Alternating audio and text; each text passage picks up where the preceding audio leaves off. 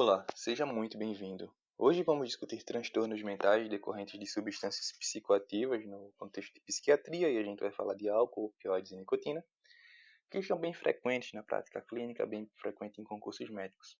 Iniciamos destacando alguns aspectos epidemiológicos, que cerca de 20% da população usará ao menos uma substância não regulamentada ao longo da vida. 15% são dependentes, 10% da população utiliza mais de uma droga não regulamentada e existe uma tendência de progressão de drogas mais leves para drogas mais pesadas. Está associado com criminalidade e constitui um problema de saúde pública, não só em relação à repercussão do indivíduo que faz o uso dessa substância, como também do seu núcleo familiar e a comunidade que está aí ao seu entorno. Existem mais homens dependentes do que mulheres. Para sedimentar essa discussão, a gente precisa apontar algumas definições que são de grande valia, como por exemplo o conceito de tolerância, que é a necessidade de doses cada vez mais altas para sentir o mesmo efeito. Ou seja, imagine um contexto, nesse exemplo que será dito, de um indivíduo que ele termina sua jornada laboral e ele tomava, quando terminava a jornada laboral, 2 latinhas de cerveja e já se sentia satisfeito. Ao passar do tempo, ele precisa agora tomar 4, 6 latinhas para que o efeito anterior seja alcançado. Portanto, aqui a gente entende que esse indivíduo está tolerante. Depois existe o conceito de abstinência, que são sintomas, são sinais e sintomas decorrentes da ausência da substância no organismo. E a intoxicação são sinais e sintomas pela presença da substância no organismo. Entendidos esses conceitos, a gente vai falar dos padrões de uso das substâncias. Que aí a gente pode ter o uso recreativo, o abuso e a dependência. Nesses 3 padrões, o uso recreativo é aquele que é menos deletério ao indivíduo, e a dependência é o mais deletério, e o abuso vai ficar ali intermediário. O uso recreativo é aquele de situações sociais, o uso eventual, o uso ocasional de uma determinada substância. Quando a gente está falando de dependência, a gente vai ter a necessidade de ter pela 3 ou mais dos seguintes critérios. O tempo de uso da substância ele é maior do que o pretendido pelo usuário. Ou seja, aquela pessoa que queria passar ali uma horinha no bar e ela fica 8, 9 horas. E não só o tempo de uso, como também o tempo para conseguir e para se recuperar dos seus efeitos. Então, é aquele indivíduo que, por exemplo, para conseguir consumir, ele precisa se deslocar por um longo período e ele vai consumir uma determinada substância e vai esperar se recuperar dessa substância, ele vai acabar tendo problemas laborais, vai acabar faltando ao serviço, vai ter problemas familiares, porque não vai conseguir suprir com as demandas em casa, por estar sob efeito de uma determinada substância. A persistência do desejo também é um ponto importante. E uma ou mais tentativas de interromper o uso. O desejo persiste, ele não consegue se livrar, ele já tentou deixar de fazer uso da substância, mas não teve sucesso. Intoxicações frequentes que atrapalham as atividades sociais, né? Quando a gente está falando de limitação social para que ele conviva com outras pessoas, para que ele, por conta da substância, então assim, ele prefere estar em ambientes que existem pessoas que consomem dessa determinada substância, porque os ambientes onde pessoas que não consomem essa substância estão, não é vantajoso, não é agradável para ele, ele não consegue estar nesse ambiente, ele prefere sair desse ambiente para procurar ambientes de pessoas que consomem essa determinada substância. A gente tem também sintomas de abstinência e os alívios de sintomas de abstinência ao fazer o uso dessa determinada substância. Então, se há 3 ou mais desses critérios, a gente já está falando de um paciente, de um indivíduo que está apresentando, portanto, a dependência. E o abuso é o prejuízo social e de saúde em um indivíduo que nunca recebeu o diagnóstico de dependente. Tá?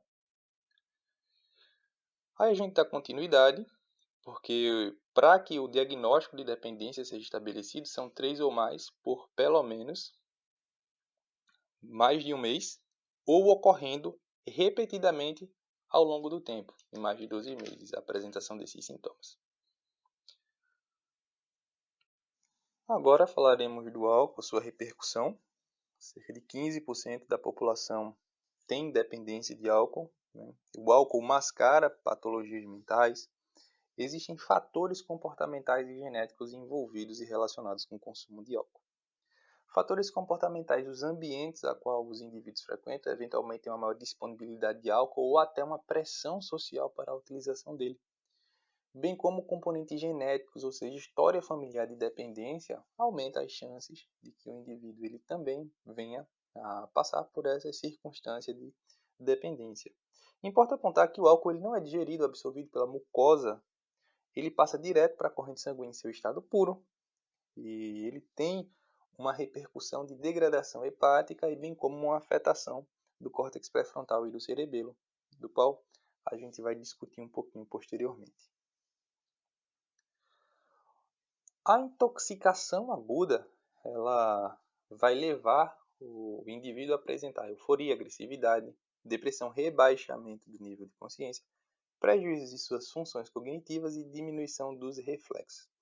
E quando a gente está diante de um quadro de intoxicação aguda, que é muito frequente no contexto da clínica médica, pronto atendimento e situações análogas, a gente deve manejar o paciente partindo do ABC primário, a gente deve descartar o traumatismo cranioencefálico e, se o paciente estiver agitado, deve-se fazer a administração de haloperidol, havendo cuidados para não rebaixar o nível de consciência do paciente. Nunca, e por essa razão, não se deve utilizar benzodiazepínicos.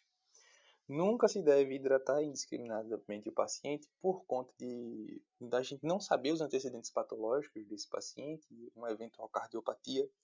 Então, não se deve também fazer administração de diazepam endovenoso e nunca se deve administrar glicose, soro glicosado antes de administrar tiamina.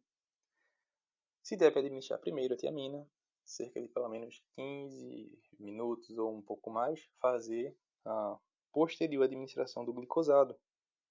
Porque o álcool ele depleta a tiamina e a glicose também. Então, se a gente aumentar a depleção de tiamina, estaremos fazendo o paciente ser conduzido a apresentar a síndrome de Wernicke-Korsakoff, que é aquela síndrome que o paciente vai apresentar aquele quadro amnésico, incoordenação motora, nistagmo, confusão mental e fabulações, ou seja, ele perde suas memórias e o cérebro vai tentar preencher da forma que dá. Então, esse paciente vai começar a estar apresentando quadros assim de fabulações, de histórias que não condizem com a realidade. E a gente vai até falar um pouquinho dessa síndrome mais adiante. Quando falamos de síndrome de abstinência, a gente não estamos mais falando de intoxicação, haloperidol, tiamina antiglicosado. Isso fica aqui um pouquinho para trás e agora a gente vai para discutir a síndrome de abstinência. A abstinência ela está classificada como grau 1, sintomas leves, tremores, ansiedade, irritabilidade, inquietação e insônia. Então, por exemplo, tende de 6 a 8 horas esses sintomas aparecerem desde a última vez que o indivíduo consumiu álcool. Então, já os primeiros sintomas, né, são tremores. Depois, horas depois da ausência, o paciente pode evoluir com o grau 1 associado a alucinações. Geralmente são alucinações visuais. Depois a gente tem o grau 3, que é justamente o grau 1, o grau 2 associado a quadros convulsivos.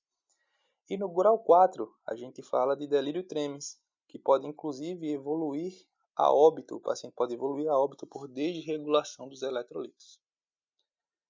E aqui o tratamento ele é feito com benzodiazepínicos, diazepam ou lorazepam associado com a tiamina, ok?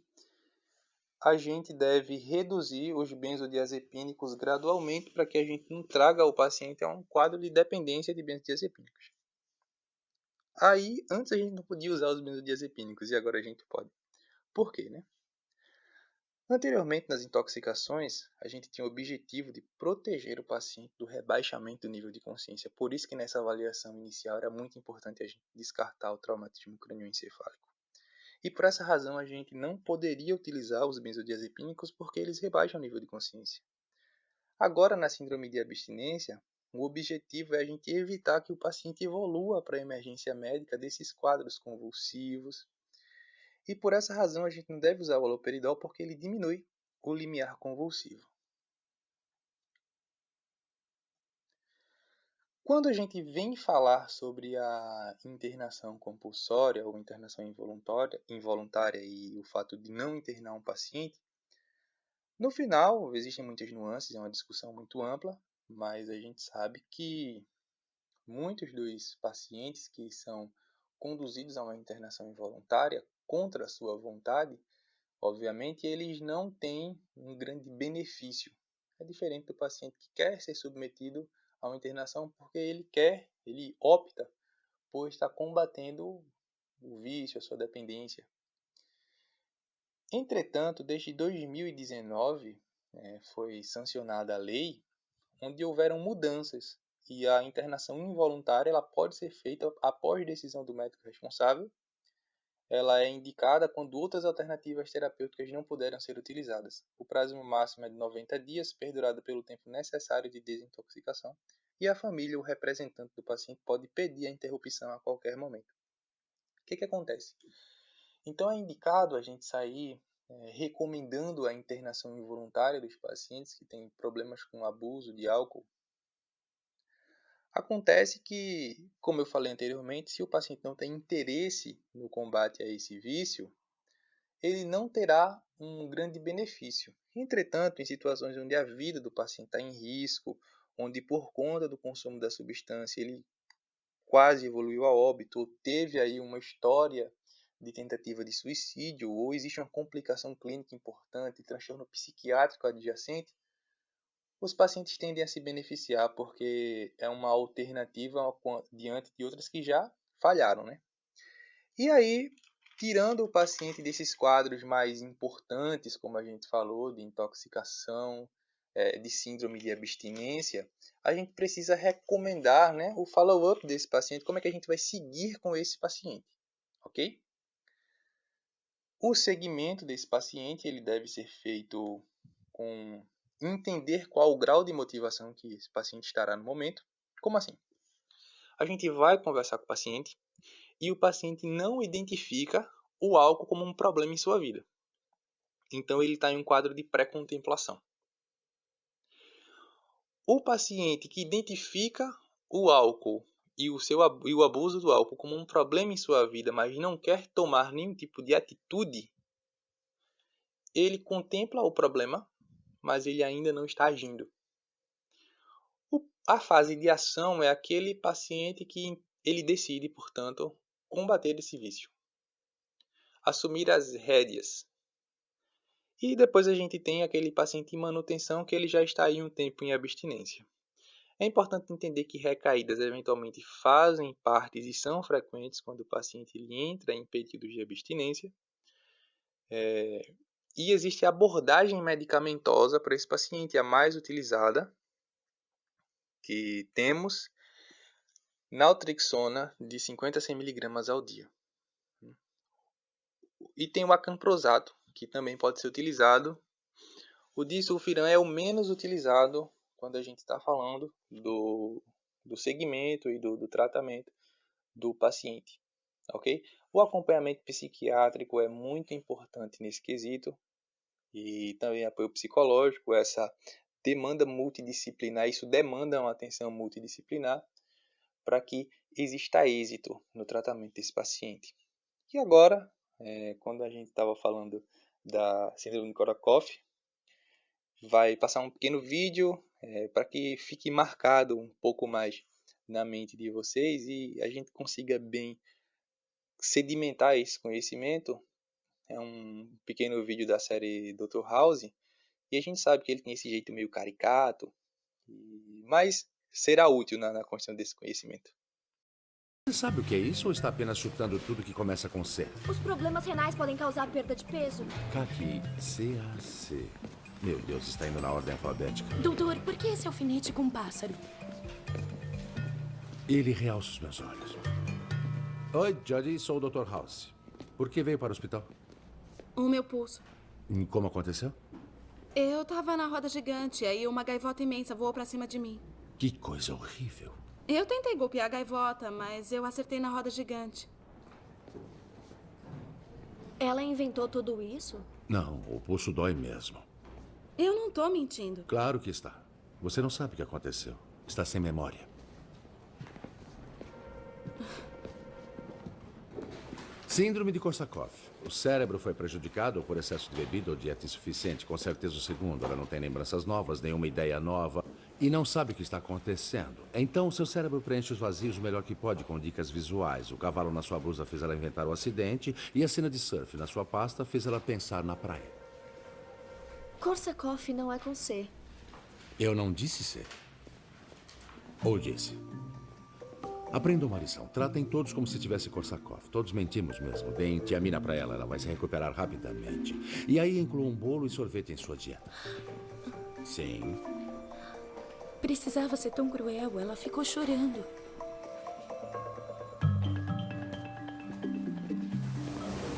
Oi, Judy. Sou o Dr. House. O que houve com seu pulso? Foi um velho muito estranho. Ele tinha uma bengala.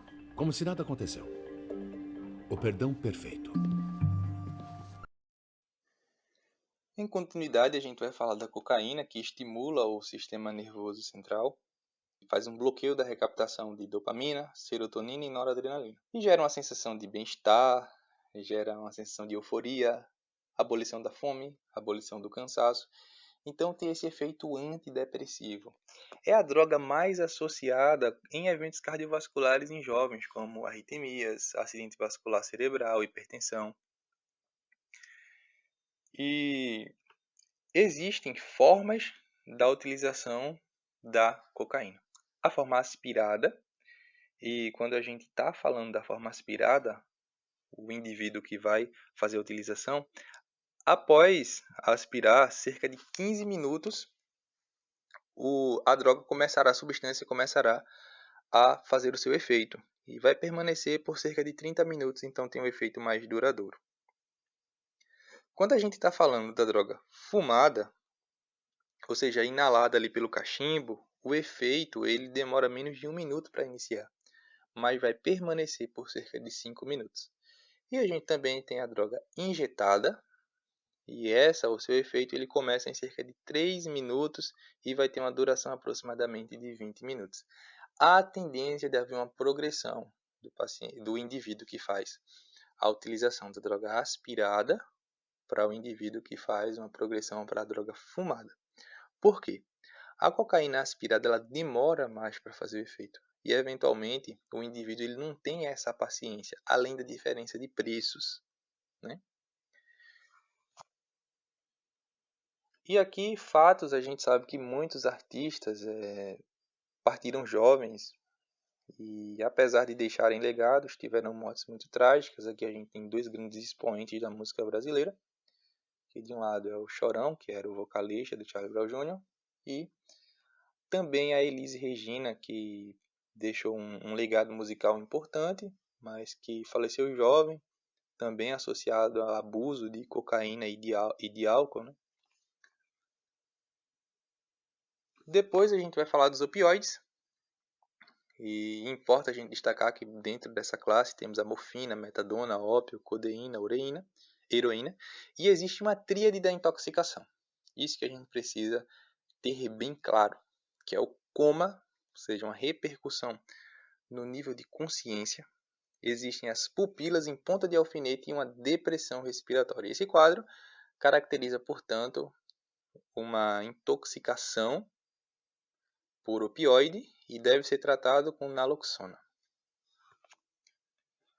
Depois, extremamente frequente, a gente tem os indivíduos que fazem abuso de nicotina, que é a maior causa isolada e evitável de morte. A nicotina é um agonista nicotínico dos receptores de acetilcolina. Isso faz com que a sua abstinência ela traga disforia, traga ansiedade, né? E a gente, para fazer a avaliação e conseguirmos direcionar melhor o manejo do paciente que faz a utilização de nicotina, lançamos mão do teste de Fagerson e, a partir dos resultados, se nós temos inferior ou igual a 2, a gente fala sobre a nossa conclusão do grau de dependência do paciente. Então, eu vou mostrar o teste agora. Aqui. Vamos fazer perguntas e vamos pontuar. E de acordo com essas perguntas que nós fazemos desse teste e a pontuação que damos, vamos chegar ao seu resultado e à sua conclusão sobre a dependência do paciente. essa possibilidade de dependência. Se menor ou igual a 2 é muito baixo, 3 e 4 é baixo, 5 médio, 6 e 7 elevado e 8 a 10 muito elevado. E agora a gente vai discutir um pouco sobre o manejo desse paciente. Temos elementos que podem fazer parte desse manejo. Sabemos que pacientes com mais de 18 anos que consomem mais de 10 cigarros por dia se beneficiam da utilização de fármacos. E claro, só faz sentido a gente utilizar adesivo, a gente utilizar nicotina, a gente ofertar nicotina para esse paciente através do adesivo ou através da goma, se o paciente tiver parado de fumar. Porque senão a gente vai estar simplesmente aumentando o nível de nicotina no organismo desse paciente, piorando ou aumentando seu risco cardiovascular. Isso não é beneficioso para o paciente, bem pelo contrário. Então, goma de nicotina ou a pastilha e o adesivo de nicotina somente se o paciente ele estiver deixando de fumar. Se não, aí a gente tira o adesivo, a goma e vai tentar outra abordagem. É importante checar que aqui também é uma abordagem multidisciplinar, que é importante a gente ter a psicoterapia acompanhando. E aqui é bem comum e muito frequente, principalmente porque pacientes com mais de 18 anos e consomem mais de 10 cigarros por dia se beneficiam, é a utilização da bupropiona. Como que a gente vai fazer a indicação para o paciente? 150 mg uma vez ao dia. E a partir do quarto dia, a gente vai dobrar essa dose, ou seja, a gente vai para 300 mg. E esse tratamento deve durar por 12 semanas. E aí esse paciente, vamos indicar que ele pare de fumar no 8º dia, a qual ele estiver fazendo a utilização da bupropiona. Bom, então esses são os elementos destacáveis e importantes que são fundamentais na construção desse conhecimento. Alguma dúvida vocês podem comentar, fazer sugestões. Um abraço e até mais.